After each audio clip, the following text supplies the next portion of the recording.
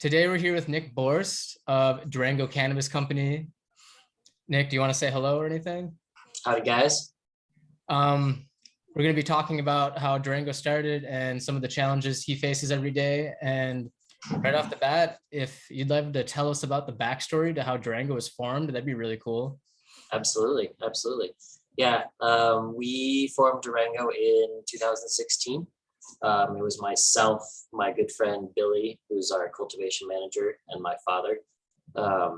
Billy and I had been working and growing together for a number of years, and had run a organic produce farm here in Durango for a while before that.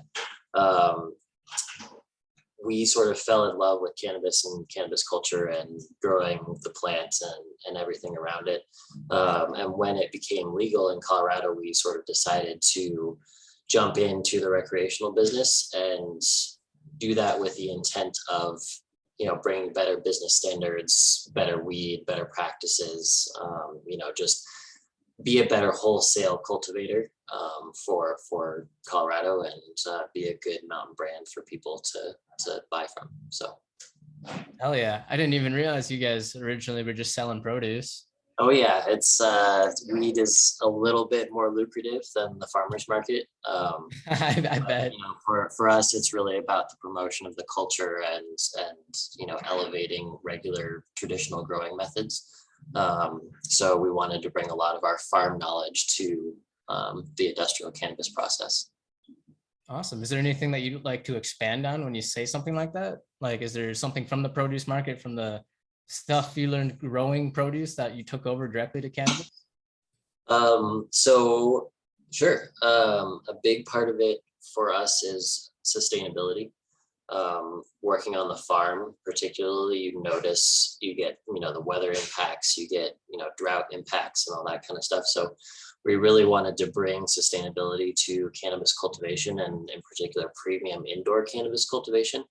And that sort of goes along with new technology, applying scientific systems and things like that, where we're reclaiming water, we're investing in renewable energy sources to power our lights and things like that. We're working on, recycled and sustainable materials for our packaging, and, everything that we do tries to be low impact. Our facility is actually located right next to a wetlands area, so it's protected, and we want to cultivate a good relationship with our local community in that sense. So that was big for us. Oh, that's amazing. You guys are actually that eco-conscious. Sometimes. For sure. What were some notable challenges y'all faced when you first started out? So I would say the biggest one for us was juggling the different compliance things that you needed in order to get off the ground. So in Colorado, there was a system where you have to get state approval to hold a marijuana license in order to have approval to, develop the land and develop the space locally. You couldn't get state approval without local approval. So it was kind of like, the horse and the cart were trying to be one before the other. And we really had to juggle stuff to say, okay, stuff is going into the state for approval. At the same time, it's going into the county for approval, and making sure that those things all dovetail and meet in a place where you can actually start building and start doing stuff was big for us. And the legal side of the compliance and understanding that whole process was also really difficult, and required a lot of consultation from, very smart legal counsel to navigate it. So I would definitely say that if you can do one thing right now in the cannabis industry, it's have really good counsel and really good advice for how to interpret the different laws, and, wherever you are, it's really important. Do you have any long-term goals for Durango, and how do you want to go about achieving them? We do. So we really want to be a one-stop shop for great mountain grown cannabis. And that means, different products from blunts to concentrates to great flower. And in order to do that, we really feel that we need to grow outside of Colorado at some point. but sort of the multi-market and interstate commerce for the cannabis industry is very limited. So, we're looking at things right now like branching out into New Mexico, going to some other states, a few things like that. But it requires separate licensing and separate business entities to operate within those states right now. There can't really be any integration. And that's challenging for sure. Sounds like you'd really want that legal counsel like you were talking about to even think about such a thing. It's important, but if you want to grow as a brand and you want to be effective, multi-state, and being a national recognized brand is going to be where it's going. Hell yeah. I look forward to seeing that. We hope you do. Yeah. Well, do you guys plan to expand some of the events you've done? I've been to the one Croptober. Is that going to become a actual public event that you plan to invite a bunch of people to? Do you plan to make other events like on the other side of the mountains in Denver or something where there's more people? We do. Yeah, we've got a few things where we're not only expanding Croptober, which happens the first weekend of every October here in Durango. It's our big industry appreciation event. And we'll probably keep Croptober private for a while, where it's mostly focused on industry appreciation and getting our partners down to Durango and showing them the culture and the grow and all that kind of stuff. But one of the things that we're doing right now is partnering with Tetra Lounge in Denver. And we're going to be doing, a couple of events like Durango Comes to Denver, consumption type events with Tetra Lounge, Canicon, a few other places like that. So we're expanding our repertoire of events and certainly going to continue to grow Croptober. We're just waiting on some of the future approvals for consumption events in our county to be able to really take it off. So I see. I'm guessing, do you do any like political lobbying or any like just meetups with local politicians to try to persuade them, change their opinion on cannabis, or see if they would actually like work with you guys since you actually are a legal grow?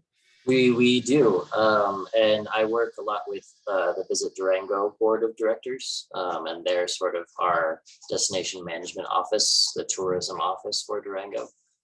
So promoting cannabis tourism and driving more sales to the retail stores is really important for us. And I apologize for the printer in the background. It's calibrating itself. But that goes hand in hand with working with the local governments. And so I'm definitely in contact with, our local commissioners and people who sit on the city council and things like that.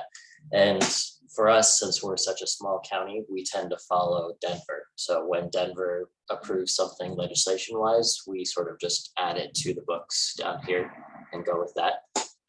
We're certainly not one of those places that forges new footsteps in terms of legislation and industry and stuff like that. So that sounds like a whole new challenge in and of itself.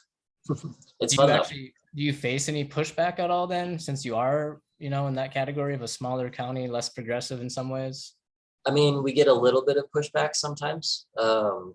Mostly it's just a question of educating people about what the industry does and how we function, and the fact that we're pretty much just like any other business that's a commodity based mature industry. And it's really interesting to see people when they see the revenue that we generate for the county for taxes and tourism numbers and things like that. That usually assuages most people's objections pretty quickly. Oh gosh, I know a lot of people that need to hear those words. Yeah, and it's interesting that there is more data about the industry now, where you can go out and you can say, okay, we're a small county, but we do, $40 to $50 million in tax revenue a year. And, that's equivalent of, 5,000 $40 transactions per day. And 40% of those people are from out of state. So, you're driving a huge impact to, a small tourism center just for that industry, and nobody's really talking about it. Well, on that note, then, is there anything else you'd want to say to like any politicians who might see this, or anyone that would be very politically motivated to like go out and spread your word? Um, yeah, I would say education is the biggest tool that we have to get people off the fence.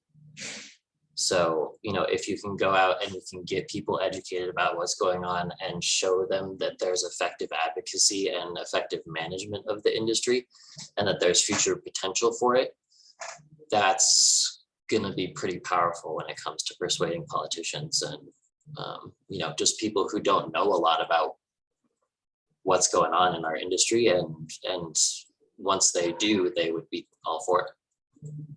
I feel that. Speaking of the future, though, in 2022, everyone has heard about cannabis, and a lot of people talk about growing their own. Do you think it's a feasible thing for Joe Schmo down the street to start a grow op anymore, or do you think it's already just been it's been here and there, it's been done enough? There's too much competition. I mean, for Joe Schmo to start a grow and be effective really is going to require them to be in a new industry area, something that's just developing, that's just coming online, that still has those high price points. If you're in a state that is more mature and is growing at 2 to 4%, the people who are there in the industry are very well established and they know what they're doing and they produce very high quality stuff. So I'm not saying that it's not feasible, but if you want that gold medal, you got to work really hard for it. So, because there's a lot of people who are working for it and there's only one. So, if you want to get into the cannabis industry, I think it's a huge opportunity on many levels. You just got to pick your battle and find your niche and really go after it if you want it. That's some hard truth right there. I want to add on to that then. How important is your team when it comes to the success and the operations of this grow and that want to start a grow? Yeah, so I have people who have been here for 5, 7, 10 years with us. We're working in different levels. So the people are really super critical, particularly for us where the culture of cannabis is central to what we're doing. If you don't love it, you're not going to survive long in this industry, particularly on the production side. And the people who we have at Durango Cannabis are top notch. I mean, they eat it, they breathe it. A lot of them came from backgrounds of black market cultivation and got into it when they were a lot younger and things like that, and really just wanted to see it turn into a professional opportunity for them. And seeing that materialize is really cool. And I think people work really hard to show that, grow great stuff and to show great product and to promote, all the effort that they put into it. So. Hell yeah. Is there any challenges you face in employee retention or anything like that? Is there any advice you'd give about that? Because you just said you had someone working with you for a decade. That's a huge commitment. And clearly you have to have some decent leadership skills and business skills to keep someone that invested and dedicated and passionate. You do, for sure. It comes down to the individual. And I think, it starts off very differently for a small company than it does for a big company.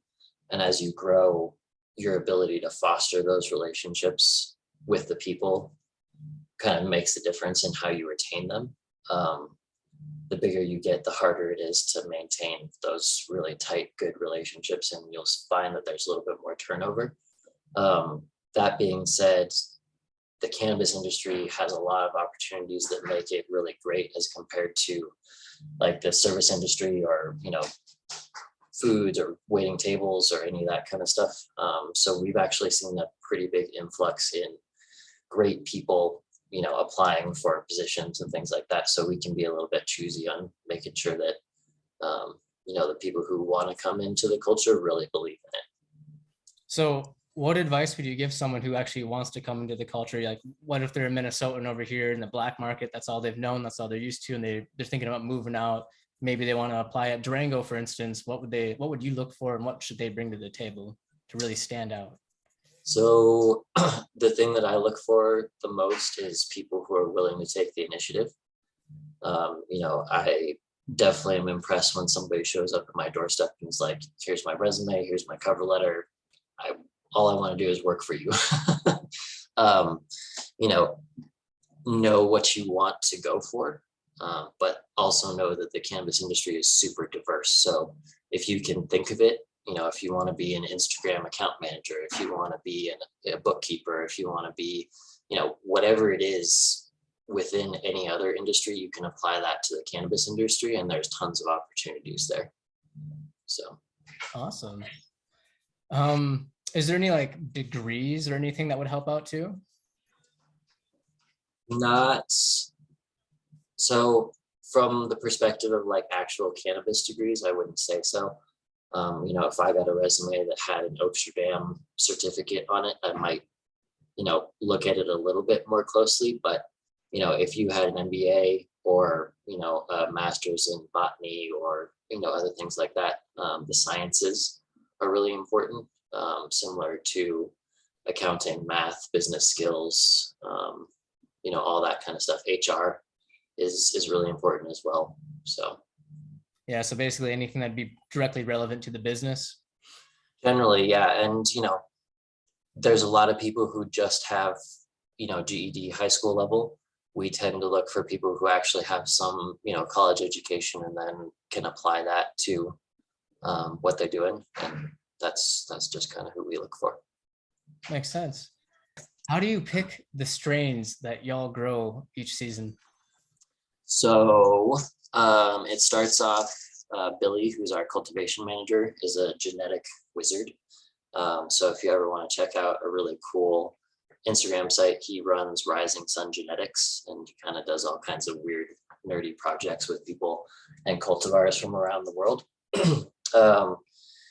We tend to sort of look through stuff that we might be targeting. So it's like, we want something that's a 30% tester. We want something that's high in terpenes. We want something that's an indica or has some CBD or things like that. So we kind of create a profile. And then we'll go back and we'll look through our seed library and say, okay, let's, test a few of these different strains. And we run them through a whole test process where we, pop them and we pheno-hunt them, and then we run them through production tests to make sure they're viable from a, production standpoint and meet all of our metrics and things like that. But at those beginning stages, the first thing we do is grow a single plant of everything and try it and make sure that the high is where we want it and that the high stands out in the flavor and things like that. So for us, before we have any other numbers, any metrics on how it grows, any of that kind of stuff, it's all about the effect. So we want effects that are unique, that stand out, that intrigue us as the people who are growing it all the time and don't have to smoke it, but we are smoking it all the time. And so it has to be something that knocks you in the face and is awesome and rememberable and things like that first. And then we go through after that and say, okay, does it grow big enough? Is it a sativa or an indica? Do we need one more of those? Does it hit 30%? Does it hit 10%? Is it a CBD strain? That kind of stuff. And that'll whittle it down to say, 4 strains out of 50 that we test each year actually make it to production. Oh, wow. Is there much of a difference between a sativa, indica, or hybrid? Some new research are saying is that those are outdated terms. So people always ask that a lot. Yep. So more and more research points to the complex interactions between the major cannabinoids, CBD, THC, CBN, CBG, the big ones that everybody tests for, and then all of the terpenes. And it's really the terpenes and the combination of those, and then some of the other chemicals that are, the anthocyanins, the esters and things like that, that we're only just starting to figure out, that really determine the profile of the high and the experience. You tend to get more of certain things based on the plant's physiology. So if it's a short, squat plant, you tend to get the terpenes and the profiles and things like that that give you more of that body high. The tall, skinny plants tend to produce the terpenes and the florals and things like that that give you more of that racy sativa high. So you can correlate it between physiology, but it's much more complicated than that, they're finding, I think. I see. I see. Hopefully that helps the viewers. I don't know if it helps. Probably not. My advice to the viewers and anybody who's interested is everybody's different. Try it and see where you think it should be on the spectrum, and then come to a consensus between you and your friends and other things like that. And I think that is going to be what's the most valuable. Yeah, honestly, especially if a lot of people are still rolling with black market stuff. Yeah. How do you get the plant leaves to turn those vibrant yellows and purples and reds? And does that mean that it's a stronger plant? It does not. So the different colors that the plant turns, if you think of it like aspen trees, what they're doing is there's a degradation in the chlorophyll as the plant is getting older, and basically going through its finish process and things like that. It naturally flushes, and those chlorophyll cells can change different colors depending on where the plant is in its environment. So you'll see, aspen trees I like as a good example. You'll see some that are red, some that are yellow, some that are brown, depending on the time and the color and where they're planted and things like that. And the same happens with cannabis. So the three things that I look for when you're going to flush a plant are temperature, pH, and spectrum. So if you have a more red spectrum, that will encourage that degradation of the chlorophyll and help produce some of those anthocyanins, which are those color molecules, essentially. Once you go from a red spectrum, if you drop the temperature and also make the pH more basic or more alkaline, you can encourage some of those profiles to come out in the plants. If you can kind of do them all at once, where you're mimicking the fall, where you're saying, hey, it's getting colder, the light is getting more red, the rain when it comes down is slightly more alkaline in the fall than it is in the spring. All of those things will contribute to helping the plants flush and turn these really cool colors. It doesn't really mean anything. If your plants turn yellow at the end, sometimes that's just their genetics, and the yellow is no different than the purple in terms of what's going on physiologically. But people associate different quality levels to something that's yellow flush versus a purple flush. So just interesting to play around with. And the same strains can do vastly different things depending on the conditions you put them in at the end. Hell yeah. Thank you for that answer. Does the smell of the herb help us determine anything? A lot of people are like, oh, this one's super stinky, super potent. It's obviously stronger versus this one that isn't. And, there's a lot of flavor profiles. And then some people go as far as to even cure their herb with like fruit peels and stuff. And they claim that might help with the flavor profile. Do you have anything to say about any of that? A lot of it is personal preference. So, if you have a jar that you open and you really love it and it smells really great, the high is probably gonna, be really awesome for you. The thing to remember is that if you have a jar that has a great nose on it, those terpenes are the slightly more volatile ones. So those are the ones that are gassing off and things like that.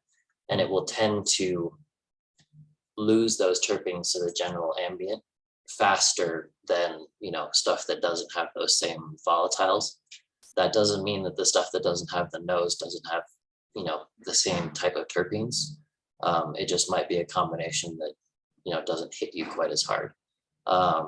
And we've found that stuff that even doesn't smell super strong can still have a very high terpene test and a high percentage. So it kind of varies. I don't know that like putting orange peels or anything like that is going to do anything to the actual effect other than make you enjoy it more, which is really what matters at the end. What does the density of the flower mean for, the consumer? Does that mean anything? Is that something people should be looking out for and testing? A lot of people always say break a nug, see how it looks, see how it feels. Yeah, you want to break up the nugs. There's a ton of variety from a genetic standpoint in terms of the nug and the density that's going to come out.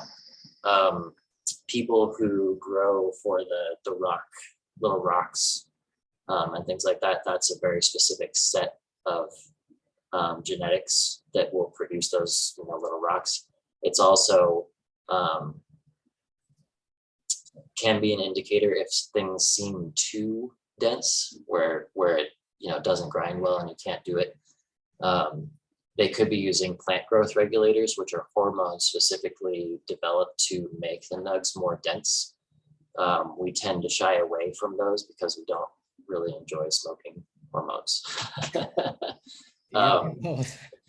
But there's a huge variety. So we have, a Matanuska Thunderfuck strain that's a classic old school sativa that everybody loves, and it's probably our top or second most popular strain. It's very fluffy compared to what you see on most of the shelves, in Colorado, but everybody loves it because it's a great sort of old school sativa. We have other stuff that is extremely dense, but it produces very little, like our MK Ultra, where you get tiny little rock nugs that are very dense, but you may only get a half a pound or a quarter pound of a plant. So. Do you have 3 tips that you'd want to give for anyone trying to do what you're trying to do? After we've already discussed everything, anything that you really want to hammer home to people? It will always take twice as long as you think and cost twice as much as you think for anything you're doing. That is some good advice. So that's a big one. Be really patient, particularly when it comes to growing cannabis. It's about being on plant time. And if you make changes and things like that, and you don't take the time to vet those effects and to see those changes all the way through, you'll keep shooting yourself in the foot with the plants, and you'll never get to the quality level that you really want to get to. So take your time, and it's okay to lose plants for sure, because it's going to happen. Is there like a base dollar amount that you think someone should have saved up before they really like take the plunge and try to dive into a legal operation? Depends on the size, for sure. Medium size, I would say, $2.5 to $3 million to get started with a good indoor or mixed, indoor / outdoor space. Outdoor is much cheaper, obviously. Does that just cover the cost of like the grow materials? Or are you talking about like the foundation of making an actual building too? Or I'm talking about probably everything. Everything. Particularly if you're not in a mature market. Everything from securing the property to build out to, licensing and legal, depending on the state that you're in.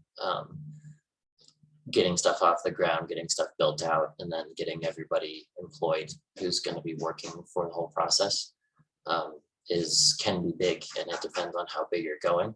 Small size, it can be done for, if you want to grow, 600 or 700 square feet, you can do it for 25 or 30 grand. Yeah. If you want to grow 100,000 square feet, I would say it's probably about, $2 million per 10,000 square feet. And then after people have taken that plunge and have committed themselves to actually setting that up, do you have any advice for anyone who's like trying to go out and get clients and make sales of their product? Effective account management and CRM systems are critical. People in the cannabis industry tend to be forgetful and work slightly slower than in other industries.